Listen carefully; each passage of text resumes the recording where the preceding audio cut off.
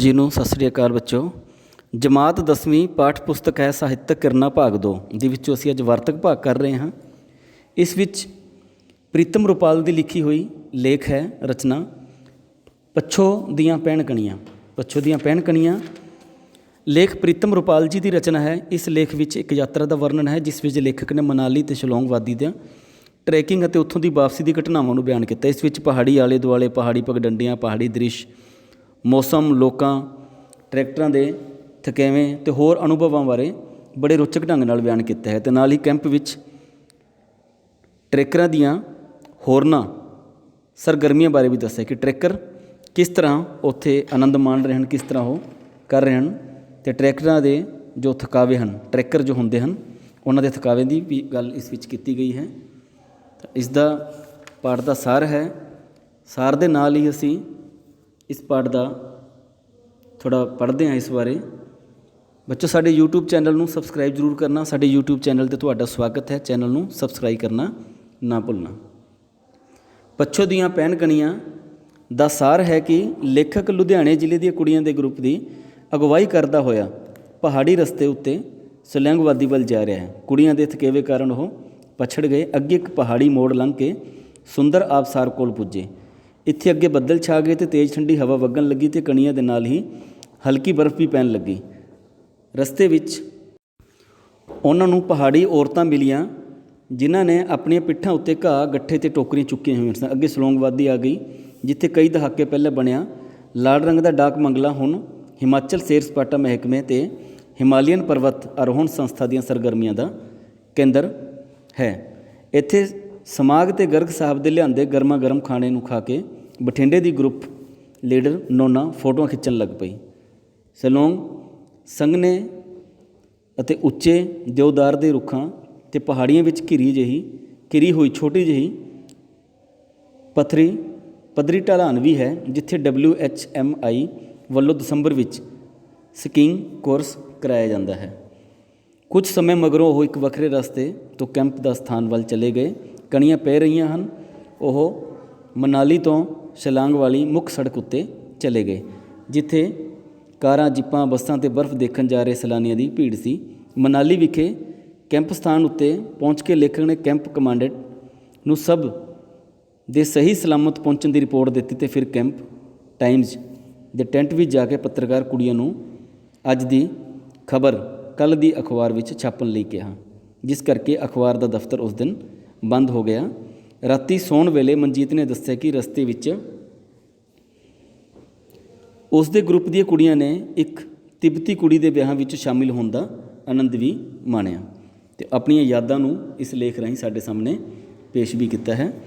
ਬੱਚੋ, ਅਸੀਂ ਇਸ ਦੇ ਕੁਝ ਕਰ ਰਹੇ ਹਾਂ ਵੱਡੇ ਉੱਤਰ ਵਾਲੇ ਪ੍ਰਸ਼ਨ ਅਸੀਂ ਕਰ ਰਹੇ ਹਾਂ। ਪ੍ਰਸ਼ਨ ਪਹਿਲਾ ਹੈ, ਟਰੈਕਿੰਗ ਦੌਰਾਨ ਰਸਤੇ ਵਿੱਚ ਮਿਲੀਆਂ ਪਹਾੜੀ ਔਰਤਾਂ ਬਾਰੇ ਲੇਖਕ ਕੀ ਦੱਸਦਾ ਹੈ। ਟਰੈਕਿੰਗ ਦੌਰਾਨ ਰਸਤੇ ਵਿੱਚ ਉਹਨਾਂ ਨੂੰ ਪਹਾੜੀ ਔਰਤਾਂ ਮਿਲੀਆਂ ਜਿਨ੍ਹਾਂ ਨੇ ਗੱਠੇ, ਘਾਹ ਅਤੇ ਪਿੱਠੂ ਟੋਕਰੀਆਂ ਆਦਿਆਂ ਆਪਣੀਆਂ ਪਿੱਠਾਂ ਉੱਤੇ ਚੁੱਕੀਆਂ ਹੋਈਆਂ ਸਨ। ਪਹਾੜੀ ਔਰਤਾਂ ਨੇ ਉਹਨਾਂ ਵਿੱਚ ਕੋਈ ਦਿਲਚਸਪੀ ਨਾ ਦਿਖਾਈ, ਪਰ ਉਹਨਾਂ ਵਿੱਚ ਇੱਕ ਵਿਆਹੀ ਕੁੜੀ ਨੂੰ ਦੇਖ ਕੇ ਗਰੁੱਪ ਦੀਆਂ ਕੁੜੀਆਂ ਚੰਬਲ ਗਈਆਂ। ਉਹ ਕੁੜੀ ਉਦੋਂ ਤਾਂ ਚੁੱਪ ਰਹੀ, ਪਰ ਅੱਗੇ ਜਾ ਕੇ ਉਸਨੇ ਉਹਨਾਂ ਦੀਆਂ ਆਪਣੀ ਸ਼ੀਸ਼ੀਆਂ ਅਤੇ ਮਣਕਿਆਂ ਵਾਲੀ ਗੁੱਤ ਵਿੱਚ ਉਹਨਾਂ ਦੀ ਦਿਲਚਸਪੀ ਬਾਰੇ ਵਿਅੰਗ ਨਾਲ ਕਿਹਾ ਕਿ ਉਹਨਾਂ ਦੇ ਵਾਲ ਤਾਂ ਹੈ ਹੀ ਨਹੀਂ ਅਤੇ ਉਹ ਗੁੱਤ ਕਿੱਥੇ ਕਰਨ। ਗਰੁੱਪ ਦੀਆਂ ਕੁੜੀਆਂ ਦੇ ਬਾਏ ਬਾਏ ਕਰਨ 'ਤੇ ਉਹ ਬਾਏ ਬਾਏ ਕਰਦੀਆਂ ਅੱਗੇ ਚਲੀਆਂ ਗਈਆਂ। ਪ੍ਰਸ਼ਨ 2 ਹੈ, ਸ਼ਿਲੋਂਗ ਅਤੇ ਟਰੈਕਿੰਗ ਗਰੁੱਪਾਂ ਦਾ ਕੈਂਪ ਸਥਾਨ ਵੱਲ ਵਾਪਸੀ ਦਾ ਸਫ਼ਰ ਕਿਹੋ ਜਿਹਾ ਸੀ। ਸ਼ਿਲੋਂਗ ਤੋਂ ਕੈਂਪ ਸਥਾਨ ਵੱਲ ਵਾਪਸੀ ਦਾ ਟਰੈਕ ਨਵਾਂ ਸੀ। ਕਣੀਆਂ ਪੈ ਰਹੀਆਂ ਸਨ। ਲੇਖਕ ਪਹਿਲਾਂ ਵਾਂਗ ਹੀ ਪਿੱਛੇ ਸੀ ਅਤੇ ਹੁਣ ਉਸ ਨਾਲ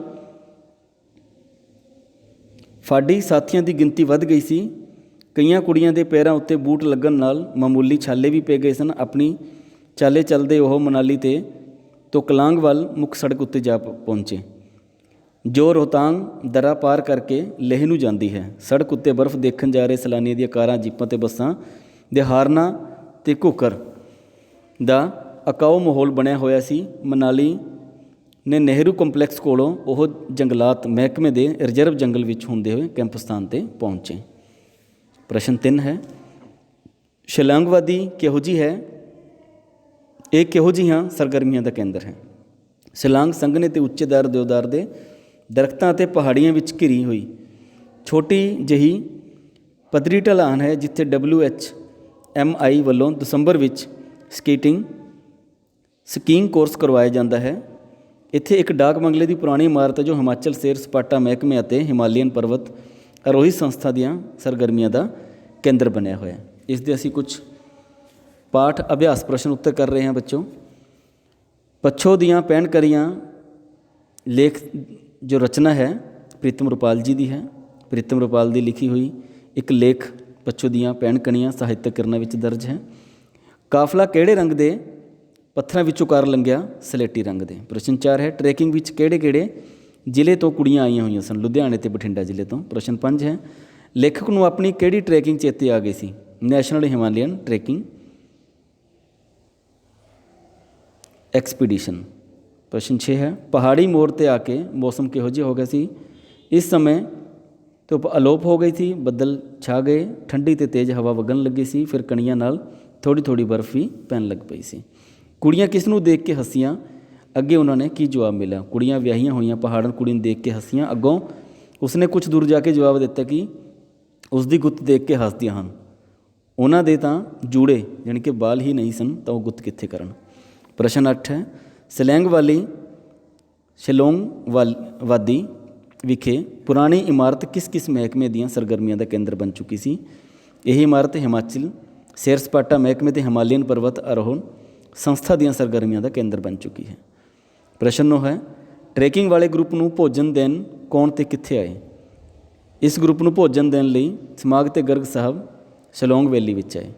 ਸ਼ਿਲੋਂਗ ਵਿੱਚ ਦਸੰਬਰ ਮਹੀਨੇ ਵਿੱਚ ਕੌਣ ਅਤੇ ਕਿਹੜਾ ਕੋਰਸ ਕਰਵਾਇਆ ਜਾਂਦਾ ਹੈ? WHMI ਵਾਲੇ ਦਸੰਬਰ ਵਿੱਚ ਸਕੀਇੰਗ ਦਾ ਕੋਰਸ ਕਰਵਾਉਂਦੇ ਹਨ। ਅੰਤਿਮ ਪ੍ਰਸ਼ਨ ਹੈ ਲਾਹੌਲ ਸਪੀਤੀ ਵਾਦੀ ਤੋਂ ਲੇਹ ਵੱਲ ਜਾਣ ਲਈ ਲੇਖਕ ਕਿਹੜੇ ਮੁੱਖ ਸੜਕ ਰਾਹੀਂ ਗਿਆ? ਮਨਾਲੀ ਤੋਂ ਸ਼ਿਲੋਂਗ ਵਾਲੀ ਮੁੱਖ ਸੜਕ ਰਾਹੀਂ ਗਿਆ। ਇਸ ਵਿੱਚ ਪਹਾੜੀ ਖੇਤਰ ਦਾ ਵੀ ਵਰਣਨ ਕੀਤਾ ਗਿਆ ਹੈ ਅਤੇ ਉੱਥੋਂ ਦੀ ਇੱਕ ਯਾਤਰਾ ਦਾ ਵੀ ਵਰਣਨ ਕੀਤਾ ਗਿਆ ਹੈ ਜੋ ਕਿ ਸਾਨੂੰ ਪੜ੍ਹ ਕੇ ਵੀ ਆਨੰਦ ਆਉਂਦਾ ਹੈ ਅਤੇ ਪਹਾੜੀ ਖੇਤਰ ਬਾਰੇ ਵੀ ਇਸ ਨਾਲ ਜਾਣਕਾਰੀ ਮਿਲਦੀ ਹੈ। ਸਾਡੀ ਜਾਣਕਾਰੀ ਵਿੱਚ ਵੀ ਵਾਧਾ ਹੁੰਦਾ ਹੈ। ਧੰਨਵਾਦ। ਤੁਹਾਡਾ ਦਿਨ ਸ਼ੁਭ ਹੋਵੇ।